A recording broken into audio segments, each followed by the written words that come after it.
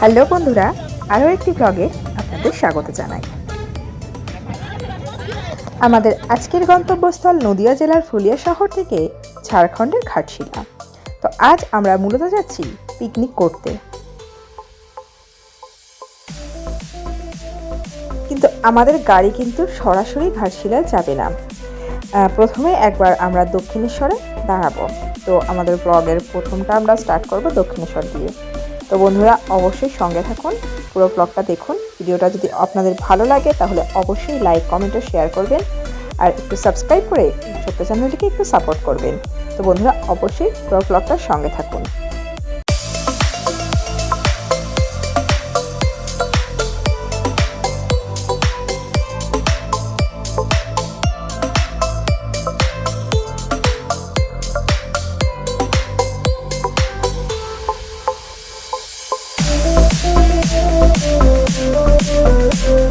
তো বন্ধুরা আমাদের বাস দক্ষিণেশ্বর পৌঁছে গিয়েছে। এখানে আমাদের বাস 2 ঘন্টা মতো দাঁড়াবে। আমরা এখন দক্ষিণেশ্বর মন্দিরটা একটু ঘুরে আসব। তো এক এক করে বাস থেকে আমাদের সবাই নামছে। চলুন আমরাও দক্ষিণেশ্বর মন্দির থেকে একটু ঘুরে আসি আর কিছু খাওয়া দাওয়া করে নেব। তো চলুন যাওয়া যাক।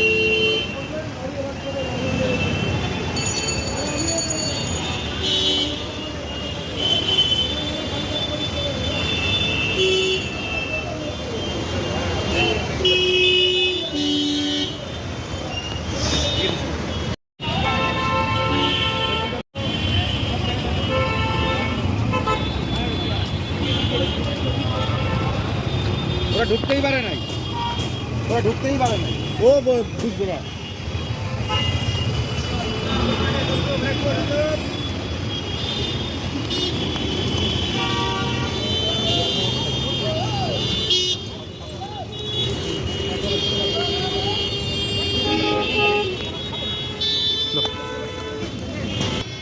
বন্ধুরা আমরা স্কাই ওয়াক দিয়ে মন্দিরে পৌঁছেছিলাম। তো এই স্কাই ওয়াকে ওঠার মুখটাতে দাঁড়িয়ে সবাই ছবি তুলছিল।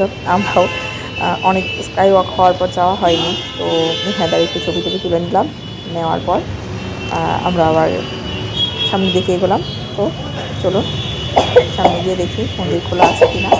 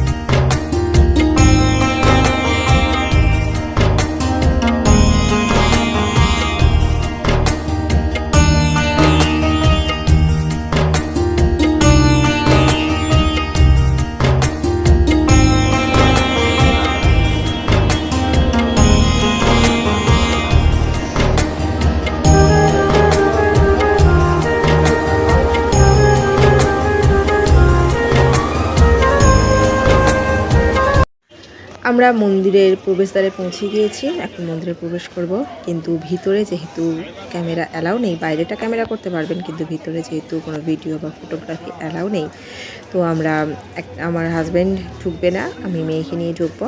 তো ফোনটা ওর কাছে রেখে যাব। তো গর্ভগৃহটা আপনাদেরকে দেখাতে পারবো না, মার্জনা করবেন। বাইরেটা যতটা সম্ভব আমরা আপনাদেরকে ঘুরে দেখাবো। তো বন্ধুরা সঙ্গে থাকুন।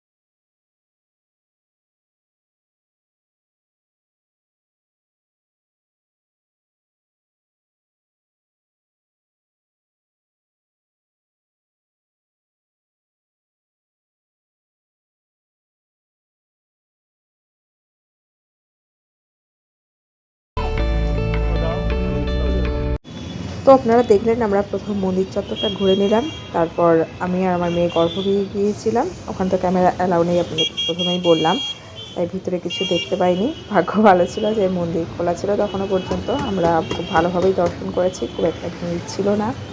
তো মন্দির থেকে বেরোনোর পর খুব খিদেও পেয়েছিল, তাই আমরা এখানে একটা ইডলি প্রসাদ দোকান থেকে ইডলি খেয়েছিলাম। তো চলুন খাওয়া দাওয়া করে নিই। এখান থেকে আমাদের খাওয়া দাওয়া করতে করতে ওদিকে আমাদের বাস ছাড়ার সময় হয়ে যাবে। তো তাড়াতাড়ি খাওয়া দাওয়া করে নিই, তারপর আবার কথা হচ্ছে। তো বন্ধুরা আমরা দক্ষিণেশ্বর থেকে বেরিয়ে গিয়েছি অনেক আগেই। এখন আমাদের গাড়ি দাঁড়িয়ে আছে কোলাঘাটে, এখানে রান্না বান্না হবে, রাতের খাওয়া দাওয়া হবে, তারপর আবার গাড়ি ছাড়বে। তো বন্ধুরা এখান থেকে আমাদের গন্তব্যস্থল হচ্ছে সোজা ঘাটশিলা। তো আবার বন্ধুরা ঘাটশিলাতে গিয়ে দেখা হচ্ছে পরবর্তী ব্লগ। তো বন্ধুরা অবশ্যই আমাদের চ্যানেলের সঙ্গে থাকুন, পরবর্তী ব্লগটি আরও ইন্টারেস্টিং ব্লগ হতে চলেছে। কারণ ওই ব্লগে আমরা চেষ্টা করবো ঘাটশিলার যতটুকুনি জায়গা আমরা ঘুরবো পুরো ঘাটশিলাটাকে ব্লগের মাধ্যমে আপনাদের সামনে প্রেজেন্ট করার। তো বন্ধুরা আজকের ব্লগটা এখানেই শেষ করছি।